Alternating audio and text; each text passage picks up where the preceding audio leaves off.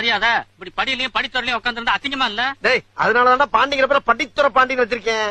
அடமொழி வச்சிருக்கேன். எவனும் அழிஞ்சது கிடையாதா? ஆண்டவன் எப்படி வழிகாட்ட வேண்டாம். பேசாம தைரியம் வர்றா.